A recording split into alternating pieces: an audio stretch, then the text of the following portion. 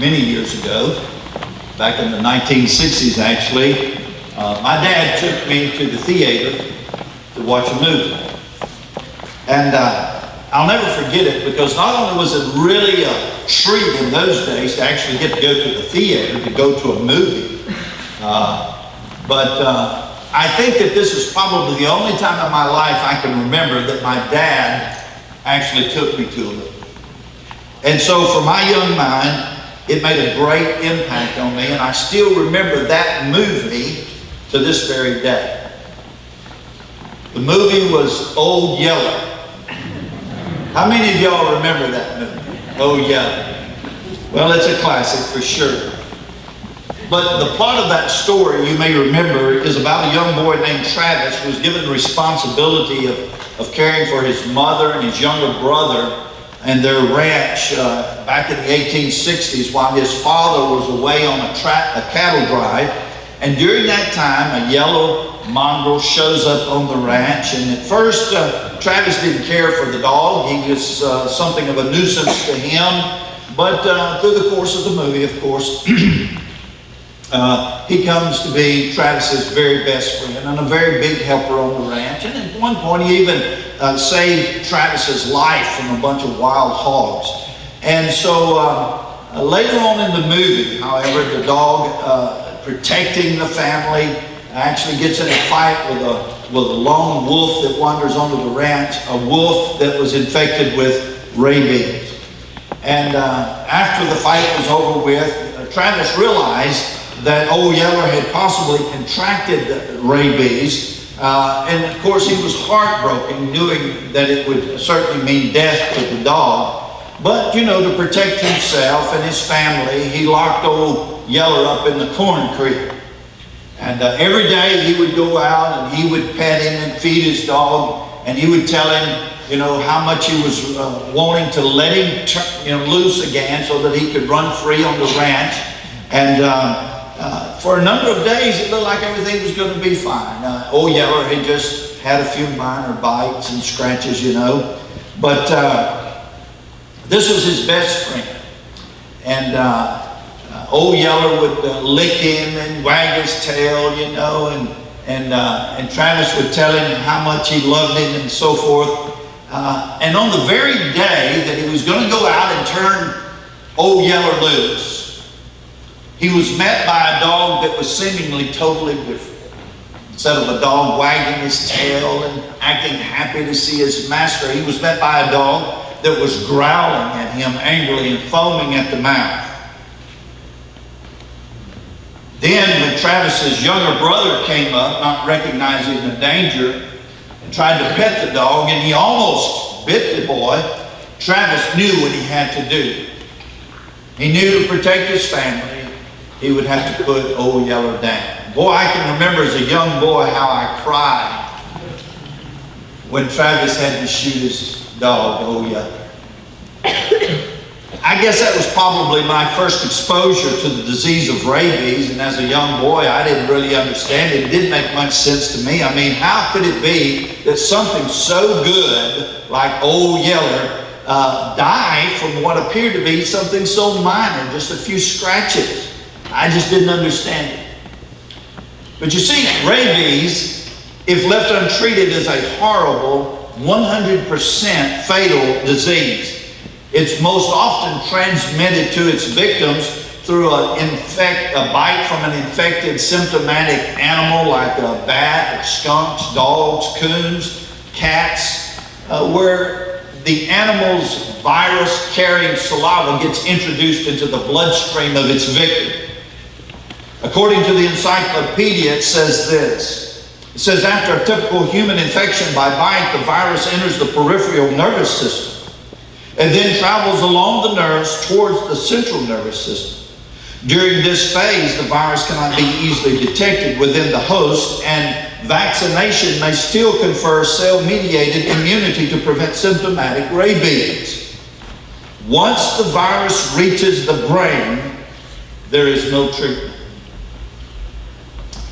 As the virus progresses to the brain, the symptoms may include slight or partial paralysis, cerebral dysfunction, anxiety, insomnia, confusion, agitation, abnormal behavior, paranoia, terror, hallucinations, progressing to delirium. I guess most of us have probably seen, or at least seen pictures of animals that have contracted rabies and their cerebral dysfunction stage. You know, they stagger about, foaming at the mouth. They're easily confused and agitated. Their abnormal behavior produces a kind of paranoia and terror and hallucinations that eventually leads to delirium, where they just act completely crazy.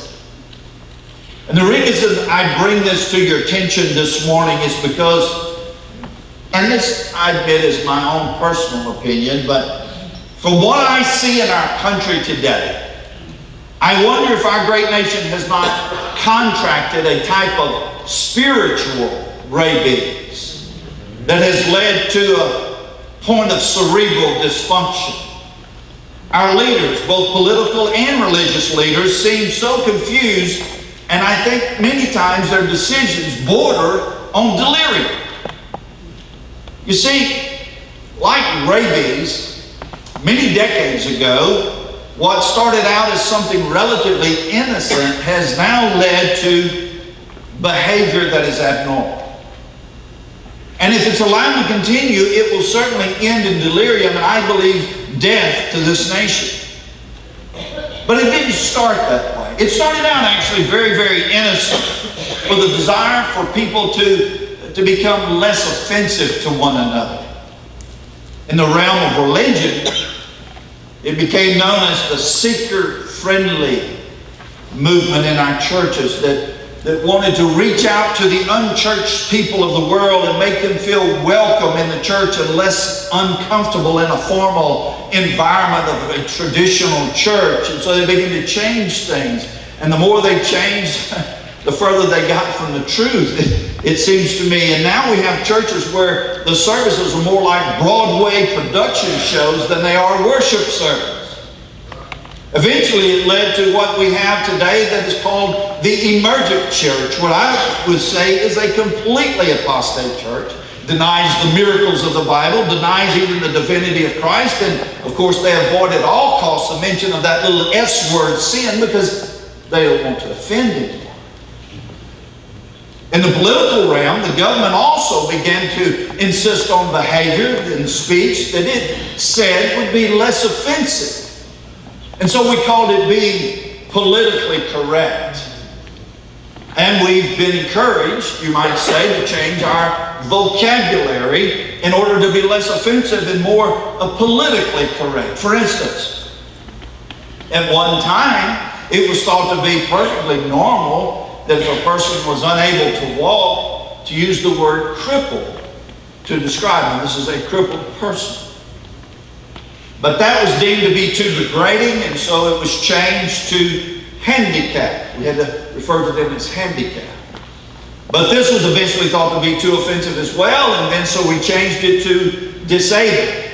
Now they were disabled. But today that's no longer acceptable, and we have to say they are physically challenged people, to speak of someone who is wheelchair bound, lest we offend them and hurt their feelings. And I don't want you to misunderstand what I'm saying. My heart is very sympathetic to people who are not able to walk. I'm just trying to make a point of how our vocabulary is changing to be politically correct. Today, with the extreme efforts by our government to separate the church and state, so to speak, there are some terms that are considered too pro-religious to be used in public schools or in public situations, lest we offend some atheists. And so any word that is of a religious nature has to be replaced nowadays with words that are more politically correct. I read an article not long ago about a teenager in Seattle who had volunteered at a local elementary school to do a project as part of a community service effort that she was doing through her school, where she was passing out to the elementary children these little plastic eggs filled with candy, Easter eggs. and asking the teacher for permission to distribute the little Easter eggs, she explained about the teacher. She said, well, she said I could do it as long as I called this treat Spring Spheres. I couldn't call them Easter eggs. Spring Spheres? I can't even hardly say it without spitting on yourself. It's stupid. I mean, listen, I don't want my vocabulary to be offensive to people, but I'm at a point where I don't know if I know how to not be offensive to people. I remember not long ago, Sandy and I were coming home with our group from Israel, and we were in an airport during the layover, and there was another group from Israel at the same gate as we were at, and they were on their way home as well. And this lady noticed the little Star of David necklace that my wife wears, and she came over and sat down beside her. It turns out she was from New York, she and her husband was a Jew. And so in the course of the conversation between her and Sandy used the word Jew, and she stopped and says, wait a minute, you shouldn't say that. Sandy said, say what? You shouldn't say the word Jew because that's offensive to Jews. She said, you should say Jewish, but not Jew. Well, there's a real good word for that too, baloney. Listen, I've been to Israel enough times to know that Jewish people are not offended when you call them a Jew. But I use that again to illustrate, it just seems like everybody these days are offended by some terminology that in the past we just thought was normal everyday language. Where does it all end?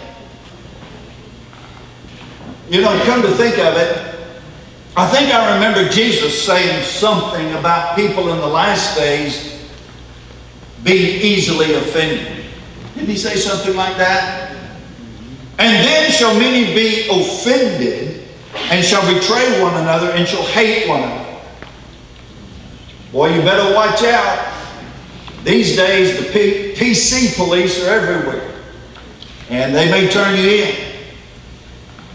But my point is this, that just like rabies, what started out as something relatively innocent and it actually had a good motive in the beginning, has gone to the extreme to the point that now it's producing paranoia.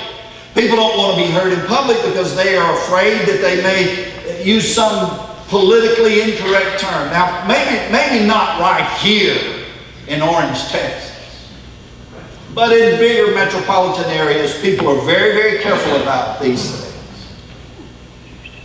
And, you know, I kind of get upset because it seems to me like every day I hear some story about some food that you can't eat anymore, some word you can't say anymore, or something that you can't do anymore because it's going to be bad for you in some way or another. I mean, I grew up eating eggs. What's wrong with eggs? And that kind of thing. I'm almost at the point where I'm thinking the only way that a person can really feel safe is to lock himself in a dark closet somewhere and never come out. It seems to me that our national leadership, both politically and religiously, can no longer see clearly. No longer can they discern the difference between what is reality and what is fantasy. That's hallucination. Level-headed common sense has been replaced today with hysteria and overreaction. And so now we've reached a point of absolute delirium in our country. And as a result, our original political and spiritual foundations that made this country great are crumbling right before our very eyes. I find myself wondering, has America gone crazy? I mean, when did all the self-sacrificing political servants get replaced with the self-serving ones?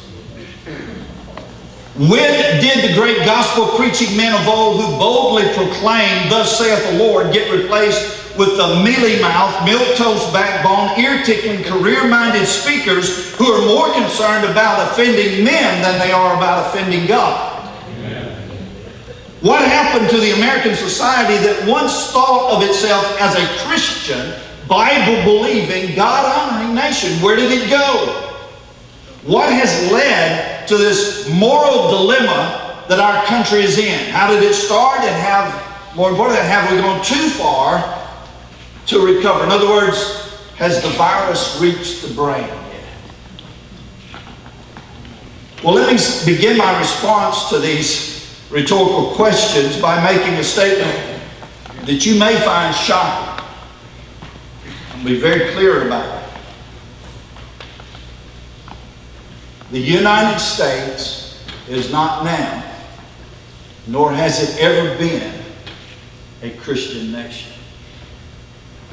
Now that's heartbreaking thought, but let me explain it to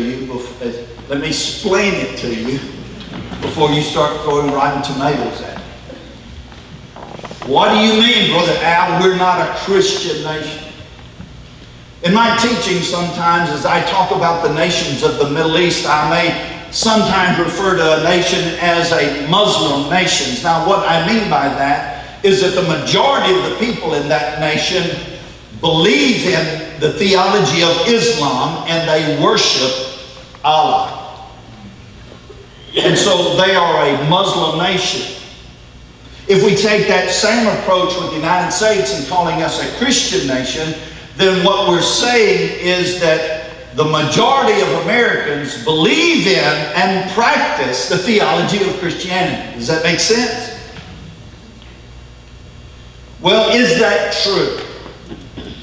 I guess it really depends on how you define the word Christian. You see, if you think of a Christian as anyone who affiliates himself with a Christian religion, that person is a Christian, then I would say, yeah, we're probably a Christian nation. I think